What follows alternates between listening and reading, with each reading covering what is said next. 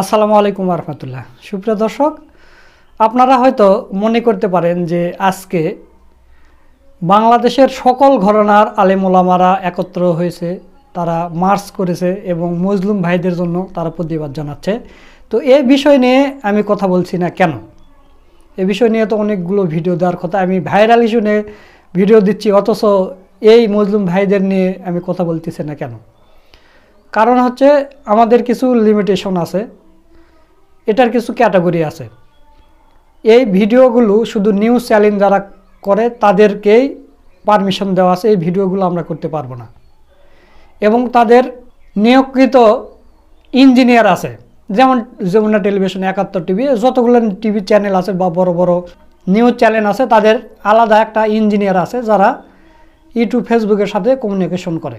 কোনো কিছু প্রবলেম হলে তারা সলভ করে, তাদের মাসিকভাবে তাদের রেখে দেওয়া আছে, কিন্তু আমাদের কেউ নেই। তো গত বছর এই সময় আমি এবং সুলাইমান ভাই আমরা দুইজনে আমাদের বড় দুইটা চ্যানেল হারিয়ে ফেলি। হারিয়ে বলতে কি, আমরা রেস্ট্রিকশনে পড়ে যাই এই কারণে, মজলুম ভাইদের জন্য কথা বলার কারণে। তো তখন থেকে আমরা বুঝলাম যে আমাদের এই বিষয় নিয়ে কথা বলার কোনো এখতিয়ার নেই। যখনই আমরা কথা বলব তখন আমাদের চ্যানেল শেষ করে দেবে। তো এই কারণে আমরা কথা বলতেছি না। তো নিউজ চ্যানেলগুলো কথা বলতেছে, মানে তার ভিডিও শেয়ার করতেছে, আমরাও সেগুলো প্রচার করতেছি, শেয়ার করতেছি ফেসবুকের মাধ্যমে। আপনারা অনেকে হয়তো জানেন আমার বড় চ্যানেল প্রায় 4.5 লাখের মতো সাবস্ক্রাইব হয়ে গেছিলো। সেই চ্যানেলের মনিটাইজেশন ডিজেবল করে দেওয়া হয়েছে এবং সুলাইমান ভাইয়ের চ্যানেলেরও মনিটাইজ ডিজেবল করে দেওয়া হয়েছে। তো পরবর্তীতে দুই ভাইয়ে আবার আমরা নতুন করে শুরু করেছি। তো সুলাইমান ভাইয়ের চ্যানেলে 1 লক্ষ সাবস্ক্রাইব পার হয়ে গেছে, আমারটা এখন মনে হয় 64-65 হাজার চলে। তো ছোটো চ্যানেল হিসাবে আপনারা আমাদেরকে যথেষ্ট পরিমাণ সাপোর্ট দিয়েছেন, আপনাদের এই ঋণ আমরা কোনো দিন শোধ করতে পারবো না। তো আজকে যে বিষয় নিয়ে কথা বলবো সেটা হচ্ছে ইউটিউবার, যেমন পিনাকি ভট্টাচার্য বলেন, সাংবাদিক ইলিয়াস, সাংবাদিক কনক সারোয়ার, এগুলোকে বিএনপির কিছু নেতাকর্মীরা ইউটিউবার বলে। যে ইউটিউবাররা আমাদের আর কি করবে, এই ইউটিউবাররা নির্বাচনের আর কি ক্ষতি করবে? না, ইউটিউবাররা কি করতে পারে সেটা আপনারা নির্বাচনে দেখতে পারবেন। ইউটিউবাররা চাইলে কাউকে জিতিয়ে দিতে পারবে, কাউকে ডাবিয়ে দিতে পারবে। যেমন পিনাকি ভট্টাচার্য কোনো ভিডিও ছাড়লে 10 লক্ষ মানুষ একদিনে দেখে ফেলে, 10 লক্ষ থেকে 20 লক্ষ। তাহলে 20 লক্ষ মানুষ কিন্তু পিনাকি ভট্টাচার্যকে সাপোর্ট করে, তার কথা শুনে। তো পিনাকি ভট্টাচার্য যদি এরকমভাবে 7 দিন যদি প্রচারণা চালায়, তাহলে কিন্তু একটা দলের কর্ম শেষ হয়ে যাবে। যেমন সেদিনের লাইভে পিনাকি ভট্টাচার্য বলেছে যে আব্বাস এই টাকা কোথায় পেল, ব্যাংক তৈরি করলে এই টাকা কোথায় পেল, বলছে এখন একে ধরবো না, একে নির্বাচনের আগে ধরবো। তো মির্জা আব্বাস তো প্রথম থেকে চাঁদাবাজ। ওনার যে সম্পদ, আজকে তো ভিডিও করছে, আমি জানি না দেখছো কিনা, ওনার যে হিস্ট্রি, ওনাকে দেখাতে হবে উনি কিভাবে ব্যাংকের মালিক হয়েছেন। এই জন্য না উনি আমাদের বিরুদ্ধে বলছেন, নো, এটা প্রত্যেককেই দেখাতে হবে। মানে নির্বাচন আসুক, প্রত্যেকে নির্বাচনের যারা prominent candidate, respective of Jamaat, BNP, যে দলই হোক না কেন, সেই দলের, এমনকি এনসিপি, ছাত্রদের দল, প্রত্যেককে দেখাতে হবে যে তুমি যে নির্বাচনের খরচটা করছো, তোমার যে সম্পদ, এই সম্পদের উৎসটা কোথায়, এটা দেখাতে হবে। দর্শক, আপনারা শুনলেন পিনাকি ভট্টাচার্যের মুখে। তো এই বিষয় নিয়ে গুরুত্বপূর্ণ আলোচনা করছেন আমাদের বড় ভাই মোহাম্মদ সুলাইমান। তো চলুন আমরা তার ভিডিওটা একটু দেখে আসি। আগামী নির্বাচনে কিং মেকার হবেন সোশ্যাল মিডিয়া ইনফ্লুয়েন্সাররা, ইউটিউবাররা। অনেকে ইউটিউবারদেরকে তুচ্ছ তাচ্ছিল্য করেন, ইউটিউবার ভাই, এই ইউটিউবাররাই কিং মেকার হবে। কে ক্ষমতা আসবে এটা ঠিক করবে, অনেককে জয় বাংলা করে দিবে, অনেককে পরাজিত করে দিবে, অনেককে জিতিয়ে দিবে। পিনাকি ভট্টাচার্য একটা চমৎকার ইঙ্গিত দিয়েছেন। সেই কিং মেক সোশ্যাল মিডিয়া ইনফ্লুয়েন্সারদের কথা, পলিটিক্যাল সোশ্যাল মিডিয়া ইনফ্লুয়েন্সার, এদের কথা বললেই সবার উপরে আসে পিনাকি ভট্টাচার্যের কথা, তারপরে সাংবাদিক ইলিয়াস, কনক সরোয়ার, এরকম অনেকেই আছেন। অতএব যারা আজকে এই ইউটিউবার বলে তুচ্ছ তাচ্ছিল্য করেন, আমাদের অনেককে রাজনীতিবিদ ভাব নেন, আপনি কল্পনা করতে পারবেন না যে আমাদের পাওয়ার আপনাদের চাইতে অনেক বেশি। আপনি এই সেই ভাব নেন আর ইউটিউবার বলেন, আপনি ইউটিউবারদের সমান মর্যাদার হতে পারবেন না, সেই যোগ্যতা আপনার নাই। আগামী নির্বাচনে বুঝবেন যে ইউটিউবার জিনিসটা কি, ইউটিউবারদেরকে যে মানুষ কিভাবে কতটা সম্মান করবে তাদের প্রভাব যে কতটা, এটা অলরেডি পিনাকি ভট্টাচার্য দেখিয়ে দিয়েছেন যে ইউটিউবের মাধ্যমে বড় বড় রাজনৈতিক দলের চাইতে প্রভাবশালী হতে পারেন একজন ব্যক্তি শুধু, আর সব ইউটিউবার সব ইনফ্লুয়েন্সারদের কথা বাদ দিলাম। তো দর্শক, পিনাকি এরকম একটা ঘোষণায় দিয়েছেন যেটা খুবই তাৎপর্যপূর্ণ এবং আমি এর সাথে শতভাগ একমত। এবং এজন্য বলি যে যারা নির্বাচনে জিততে চান তারা ইউটিউবারদের পিছনে পিছনে ঘুরেন। তবে হ্যাঁ, ইউটিউবারদের নৈতিকতা থাকতে হয়, কারণ ইউটিউবাররা যদি কারো দালালি করে তাহলে জনগণ এখানে স্বাধীনভাবে তাকে প্রত্যাখ্যান করতে পারে, তাকে গ্রহণ করতে পারে। অতএব ভালো হয়ে ইউটিউবারদের কাছে আসেন, নির্বাচনে জিততে হয়। সোশ্যাল মিডিয়া ইনফ্লুয়েন্স, সবচেয়ে বড় ইনফ্লুয়েন্সার এখন বাংলাদেশে সোশ্যাল মিডিয়া ইনফ্লুয়েন্সাররা। তবে আপনি রাজনীতিবিদ আর যাই হন, ওগুলোর কোনো ভ্যালু নেই যদি সোশ্যাল মিডিয়ায় আপনার ইনফ্লুয়েন্স না থাকে। আর সোশ্যাল মিডিয়াতে প্ল্যাটফর্ম লাগবে, প্ল্যাটফর্ম তো আপনি চাইলেও তৈরি করতে পারবেন না, সেই যোগ্যতা আপনার নেই। অতএব যারা প্রতিষ্ঠিত তাদের পেছনে ঘোরা, তাদের সাথে সম্পর্ক তৈরি করা এখন এটা একটা ভালো মাধ্যম।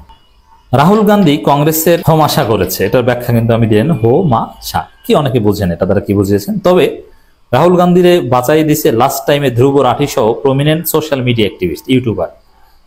এই ধ্রুব রাঠি নিয়ে অনেক কথা আমরা বলেছি। ভারতের নির্বাচনী ফলাফলকে ম্যাসিভলি চেঞ্জ করে দিতে ভূমিকা রেখেছেন এই ধ্রুব রাঠি। আর বাংলাদেশের ধ্রুব রাঠি হচ্ছে পিনাকি ভট্টাচার্য। আর ধ্রুব রাঠির চাইতেও এখন পিনাকি ভট্টাচার্যের উচ্চতা বেশি। ধ্রুব রাঠি, ভারতে ধ্রুব রাঠি আর কংগ্রেসে অ্যালাইন সোশ্যাল মিডিয়া অ্যাক্টিভিস্টরা যে রোল প্লে করছে, সেই একই রোল প্লে করবে বাংলাদেশের সোশ্যাল মিডিয়ার সামনে ইলেকশনে। বাংলাদেশের পলিটিশিয়ানরা বাংলাদেশের ধ্রুব রাঠিদের সাথে পাঞ্জা নেয়। যেমন এই পিনাকি এদেরকে গালাগালি করেন মির্জা আব্বাস, এখন বুঝছেন না মির্জা আব্বাসকে খেয়ে দিয়েছেন মির্জা ফখরুল। তো এরা সেই পুরনো বয়োবৃদ্ধ রোগী, অসুস্থ রোগী হওয়ার কারণে এই সোশ্যাল মিডিয়ার গুরুত্ব বোঝেন না। আর যারা বুঝবেন তারাই নির্বাচনে জিতবেন, আগামী দিনে কিং হবেন। অথচ বাংলাদেশ সোশ্যাল মিডিয়া ইনফ্লুয়েন্সাররা সবাই ডানপন্থী রাজনীতির সাথে অ্যালাইন। জিয়াউর রহমানের ব্যাপারে আনকম্প্রোমাইজিং, অতীতে পুরোটা সময় বিএনপির পাশেই ছিল। তারা বিএনপির কাছে চাওয়াও নাই কিছু, তাদের চাওয়া একটা প্রো ইন্ডিয়ান পলিটিক্স না করা, রাষ্ট্রের সংস্কার করা, ফেসিবাদের জঞ্জাল সরানো, পরে নির্বাচন কথা ভাবা। কিন্তু না, ওনাদের এখনই ক্ষমতা লাগবে। সোশ্যাল মিডিয়া ইনফ্লুয়েন্সারদের সফট পাওয়ার রিয়েল, এটা হারানো বিএনপির জন্য ডিজাস্টার হয়ে যাবে, মার্ক মাই ওয়ার্ডস। মানে এটা পিনাকি একটা ঘোষণা, একটা বার্তা যে না, আগামী নির্বাচন কিং মেকার হবে সোশ্যাল মিডিয়া ইনফ্লুয়েন্সার, ইউটিউবার। অতএব বিএনপি ওই সোশ্যাল মিডিয়া ইনফ্লুয়েন্সারদের মাধ্যমেই ধ্বংস হতে পারে।